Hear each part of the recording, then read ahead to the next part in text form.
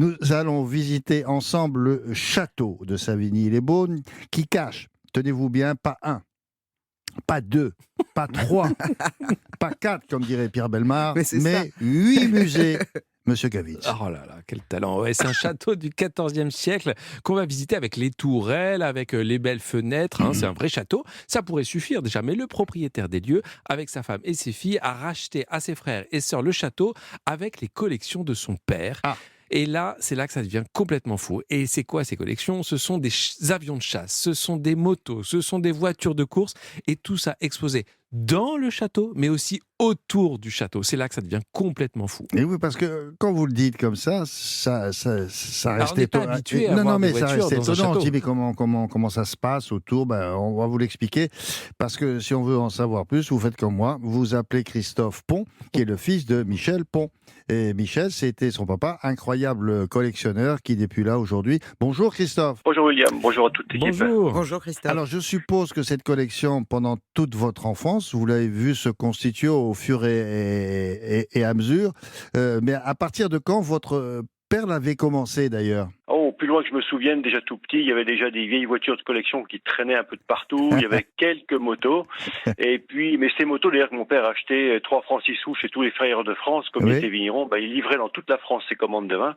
Et puis, il passait chez les frayeurs, récupérait des remorques pleines de motos, qui valaient pas forcément grand-chose, mais à force d'en stocker et d'en restaurer quelques-unes, on a fini par faire un beau petit musée. C'est là où je voulais en venir, parce qu'il stockait. Bon, à l'époque, c'était pas son métier, il n'était pas collectionneur, d'ailleurs, c'est pas un métier, c'est une passion, c'est autre chose. Mais il les restaurait, quoi, avec des copains, avec le garagiste du coin ? Non, c'était restauré au fur et à mesure. On avait embauché un mécanicien à l'époque, même mon père en restaurait quelques-unes, mais la restauration c'est venu après. On a d'abord stocké tous ces motos qu'il fallait absolument sauver, parce que ça partait tout à la ferraille, bien sûr. Et oui.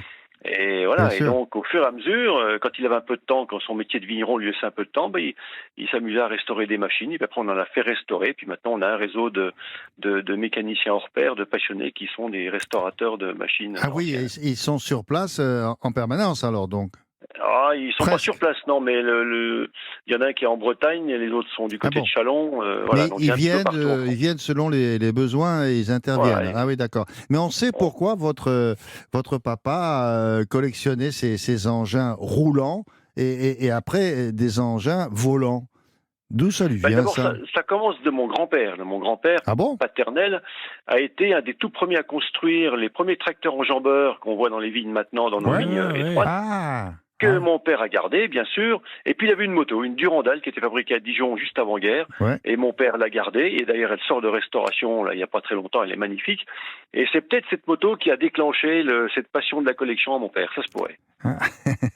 Alors, votre papa, justement, alors il faut savoir, c'est lui qui a créé tout cela. Autour du château, je ne sais pas, vous me direz si je me trompe dans les chiffres, je parle à votre place. Il y a une centaine d'avions de chasse qui proviennent du monde entier. Il y en a quelques-uns qui viennent de la patrouille de France. Il y a des MiG russes, il y a des avions d'assaut, bien sûr, Cocorico. Les motos, vous m'interrompez si je me trompe, 250, c'est vrai ça ? Un petit peu moins, on en a vendu quelques-unes sur quelques années. Et puis des collections de voitures aussi, toutes sortes de voitures ou c'est... Non. Mon père, quand il était jeune, justement, il se passionnait un peu. Il a commencé à faire des courses de côte en championnat de France de la montagne avec des petites Austin Mini, une petite Brabham. Puis après, un de ses copains lui a fait acheter un prototype Abarth. Abarth était évidemment un motoriste de chez Fiat au début, mais Abarth, à partir des 65, il a construit complètement ses voitures, châssis, moteur, boîte de vitesse, carrosserie. Et mon père en a eu 6 ou 7 avec lesquels il a couru. Et il a toujours eu la chance de ne pas être obligé de les vendre pour acheter la suivante qui était plus performante.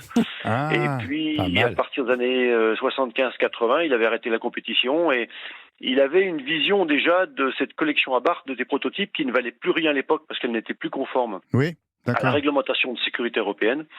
Et donc, les gens s'en débarrassaient pour rien. Et donc, maintenant, on a une petite trentaine de voitures Abarth, toutes plus rares les unes que les autres. Est-ce que vous avez la petite Fiat Abarth imaginée par Carlo Abarth, qui était un génie, ce garçon.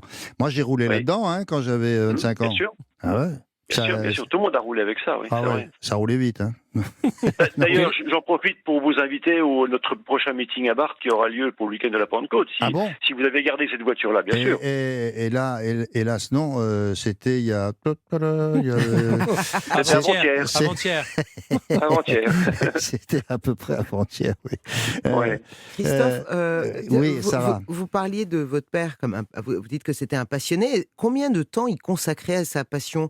Est-ce que c'était aussi en fonction peut-être des opportunités qu'il trouvait ces engins? Les motos, ça a été pendant presque une petite vingtaine d'années. Puis après, notre activité viticole se développant, on avait besoin de place. Et là, c'est là que l'opportunité de racheter le château de Savigny, là où maintenant se trouvent toutes les collections.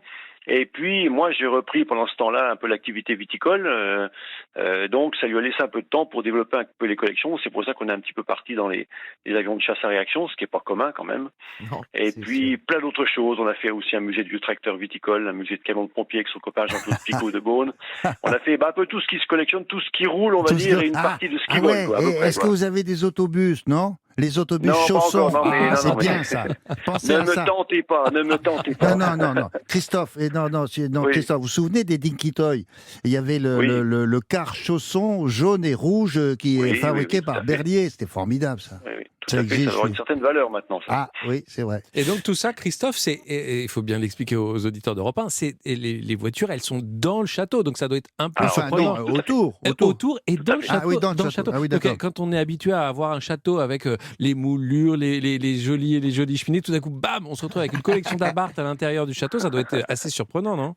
Alors, les Abarth sont dans les dépendances du château, parce que ça tient un peu de place quand même, 30 voitures. Par contre, au deuxième étage du château, oui, vous allez pouvoir trouver 180 motos qui sont là. Ah ouais. Et puis, mais ce château, il a eu une histoire quand même assez tourmentée. Il a été démantelé au XVIIe, reconstruit à la Renaissance. Donc, on y a apporté une petite touche personnelle. Bon, je pense que les prédécesseurs nous en voudront pas d'avoir modifié un petit peu pour en faire exclusivement une entité touristique et commerciale. Eh oui. Puisque faut bien un peu gagner d'argent. Donc ça se visite. Ça se visite. Il faut prendre du temps pour... Christophe, une autre question. Comment vous faites pour faire venir un MiG ou un avion ou tous ces avions autour du château? Ils sont arrivés comment? Alors, j'espère que vous avez un petit peu de temps, parce que ça pourrait prendre des jours à expliquer tout ça. Non. Globalement, la grande partie des avions d'assaut ont été achetés à la réforme de l'armée de l'air française. Quand ils réforment les avions doivent être ferraillés. Donc, nous, on avait un passe-droit pour les rentrer chez nous. Et puis après, on en a acheté un petit peu dans les bases polonaises, dans les bases tchèques. Donc ça, c'est toute la partie avion russe. Et les avions américains étaient pas mal basés en Belgique, quelques-uns en France aussi. Donc, j'ai sillonné la planète jusqu'à Djibouti. 2 fois pour ramener des avions pendant 15 ans. Car maintenant, vous partagez bien sûr la passion de votre père. Mais êtes-vous vigneron, vous aussi? Je suis accessoirement vigneron, c'est mon métier principal. C'est ça qui est fou. Mais forcément, j'ai toujours appris à tout faire avec mon père, donc il m'a transmis une passion. À titre d'exemple, quand j'avais 10 ou 11 ans, quand il partait faire des courses de côte avec ses Abarth, c'est moi qui attachais les voitures sur les remorques, donc ça laisse des traces. Ça, donc, oui. Ça rentre dans l'ADN, ça, il n'y a rien à faire. Oui, tout à fait. Christophe, quand on se consacre à ce genre de collection, c'est pas possible de s'intéresser à tout le reste. On oublie tout. Vous pouvez pas collectionner des meubles, des tableaux, c'est fini, non? Meubles et tableaux, ça n'a jamais été le cas. On a remeublé le château qui a été acheté entièrement vide à l'époque, pillé par un Anglais juste avant nous, mais bon, ça c'est une autre histoire. Donc en fait, on a remeublé comme on pouvait, mais on a surtout mis de l'argent dans les travaux et dans les collections. Mais pourquoi? On s'empêche pas de s'intéresser à plein de choses différentes. Après, la vie est magnifique, la vie est magique. Elle est remplie de passion, de gens passionnés à chaque fois. Et quand on rencontre tous ces passionnés, on a tout à fait envie de se dire, faut qu'on sauve ça aussi, quoi. On a sauvé un aéroglisseur Bertin. Bertin a construit 2 aéroglisseurs qui devaient naviguer sur la Loire. Bien sûr. Écoutez, ça fait plein de choses à voir. De toute façon, avec votre château, là, je m'adresse directement aux auditeurs d'Europe 1. Et puis, il y a les caves, les magnifiques caves à vin, c'est prévu aussi, y compris une toute petite dégustation avec modération, je répète à chaque fois. Dites donc, le château, il est du 14e, s'il vous plaît. Alors, et c'est à Savigny-les-Beaunes, ça sent la bulle, et ça sent le bon vin. Vous verrez que du beau et du bon. Voilà. Merci beaucoup, en tout cas, pour tout cela. À la Pentecôte, si je passe par là, avec ce qui reste de mes souvenirs d'Abarth. Merci, Christophe. Avec grand plaisir. Merci pour la visite et bravo pour tout ce boulot-là.